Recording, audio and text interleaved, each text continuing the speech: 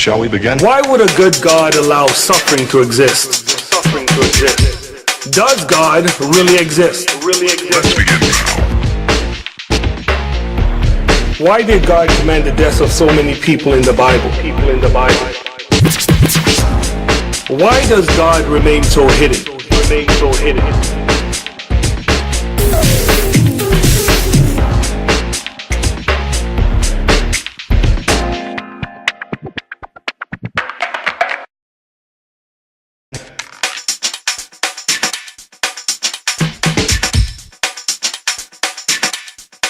Let's begin now.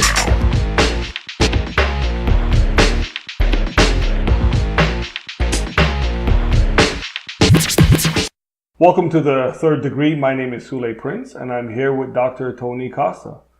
Dr. Costa, we know that Easter is a special month in the Christian calendar, and it's based on the resurrection of Jesus Christ. And we know that without the resurrection, there is no Christianity. Is there any good evidence to believe that in the resurrection of Jesus Christ? Absolutely. There's 75% of New Testament scholars today do take very seriously the gospel accounts about the last week of the life of Jesus. And the gospels they've been called passion accounts with extended introductions because the gospels, Matthew, Mark, Luke, and John, which are the earliest biographies we have on Jesus from the first century, they focus most of their attention on the events leading to his death and then what happens after his death. So there's 5 basic historical points that the overwhelming majority of scholars will hold to about Jesus of Nazareth. So let me enumerate them for you. Number 1, they believe that Jesus died on a Roman cross in the first century. And this is what scholars hold to? Yes, Yep. Absolutely. There's no doubt about this. In fact, even atheist scholars grant that Jesus died. The only ones who deny this are those who would deny Jesus existed as a historical person. Okay. But even that, we're dealing with a very fringe minority that is not taken seriously by the bulk of New Testament scholarship today and historians in other disciplines. So, number 1, Jesus died by crucifixion on a Roman cross about the year 33, somewhere between 30 to 33 AD. The second area of agreement is that Jesus received a burial. Some would call it an honorable burial, where a disciple of Jesus by the name of Joseph of Arimathea took it upon himself to give his master an honorable burial, which would indicate that the site of Jesus' tomb was known to both foe and friend alike. It was Joseph's own personal family tomb that he placed Jesus' body in. So what this would indicate is that they knew the location of the tomb of Jesus. This is important, that he wasn't just thrown into a common grave with a whole bunch of other criminals. So the third one is the discovery of the empty tomb. So according to the Gospels, 3 days following the death of Jesus, a number of his women disciples came to anoint his body, which was a very common Jewish custom to anoint the body of the dead. And they found, to their amazement, that the door to the tomb was opened, and they found that the tomb was empty. Scholars agree that the tomb is empty. The evidence is so overwhelming. There's multiple attestation to back this up within the Gospels themselves, and even outside the Gospels. And the tomb was empty, there is no doubt. So the question is now, what happened to the body of Jesus? Because dead men don't rise. Yeah. The death rate is still 1 per person.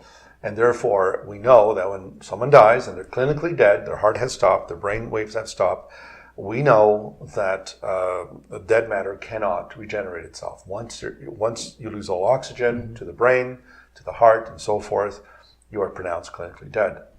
And so the fourth point of agreement that scholars hold to, again, the overwhelming majority, at least 75+% of scholars, is that the disciples of Jesus experienced what scholars call post-mortem appearances, meaning that they saw Jesus alive again after his death, where he appeared to them individually. He appeared to groups of people. At one time, we're told he appeared to 500 believers at one time. He appeared to skeptics like his brother James, who didn't believe in him.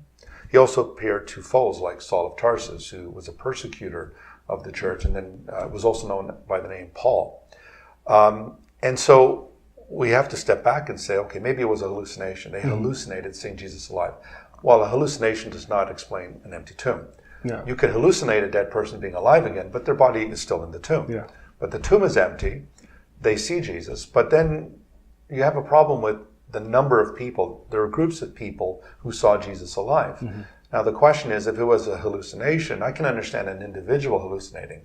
But to have a group of people hallucinating the same thing at the same time, or even 500 people hallucinating the same thing at the same time, is really grasping at straws. Because hallucinations are subjective phenomena that occur in the brain, where we project images into reality that are not really there. Mm-hmm. They're not objective. They're subjective based on what we see in our minds, in our brains, and so forth. But when groups of people are seeing Jesus alive again, and he's tangible, they could touch him, they hear him, he eats food in front of them. This is what convinced them that not only was the tomb empty, but that he was truly before them. He was tangible, he ate food. This is what really confirmed to them that Jesus was risen from the dead. Mm-hmm. And then number 5, scholars regard these four points leading up to the 5th point, that this was the origin of the Christian way.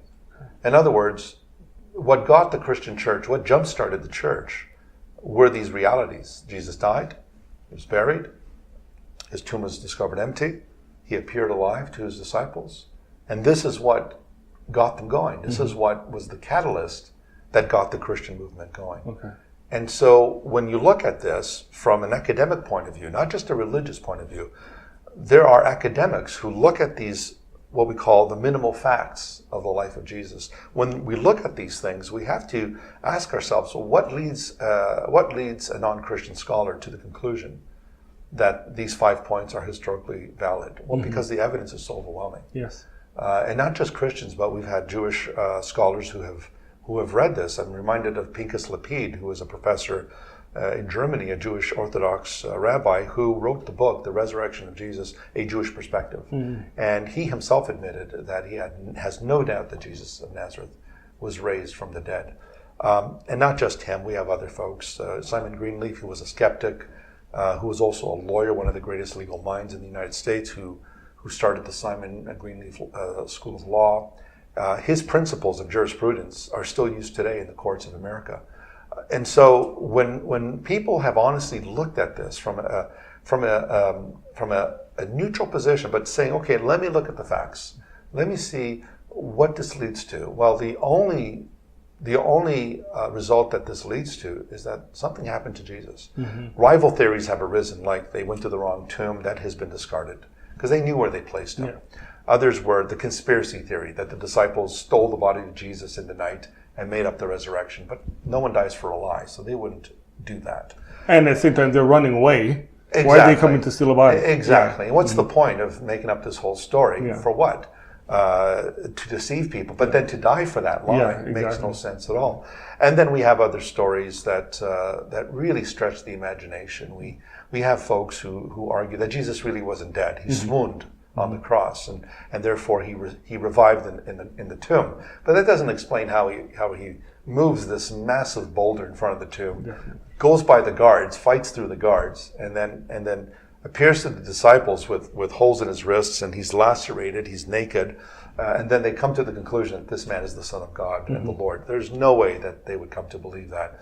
And then you really have some strange theories, like Jesus had a twin brother, and this twin brother came, took Jesus' body out of the tomb, and the disciples mistook him to be Jesus, and so forth. That's the extent that people will go to, just to avoid the ramifications that Jesus rose from the dead. Yeah, and Dr. Carr, I think it's interesting as well, the change in the disciples. Absolutely. 1 minute they're afraid, they're hiding, they're denying, and the next minute they're in front of the same council who pronounced judgment against Jesus, and now they're proclaiming him later. That's right. And also the Apostle Paul. Let's not forget, Saul of Tarsus was a persecutor. He killed Christians. He imprisoned Christians. He wanted to stomp out Christianity. Yes. And the fact that a persecutor who hated Jesus Christ, who hated the Christian movement, who killed his followers, all of a sudden he joins them and becomes one of their ardent followers and writes half of the New Testament. You have to ask the question, something happened. Psychologically, this man had an experience. And the only experience, Paul tells us, that made him a believer in Jesus was he said, Jesus appeared to me. Yeah. The risen Christ appeared to me. And therefore, we still have to explain the radical change in the Apostle Paul, how he went from persecutor to believer. Yes. Even the disciples at the beginning And even didn't the trust him. disciples. James, the brother of Jesus, was a skeptic. He didn't believe in him. No. And in fact, had no belief in him as the Messiah. But yet we're told that afterwards Jesus appeared to James. We're told that James becomes the leader of the church in Jerusalem. Yeah. And he ends up dying as a martyr for his faith in Jesus as Messiah and Son of God. This cannot be said of people who are in it for the money. These were poor people. They were not making millions of shekels in that time. Yeah. And they're on the run. And they're on the run. They're persecuted. They're hungry. Some of their families, they left their families behind and so forth. No one gives up things like that in life unless something transformative must have powerfully changed them. Yes. Dr. Costa, thank you so much. My pleasure, and happy Easter. You too. Thank you for watching this video. If you like what you see, please press the subscribe button right below. And beside that is the bell icon. If you want to receive all of our notifications of everything that we do, press that icon as well. Thank you.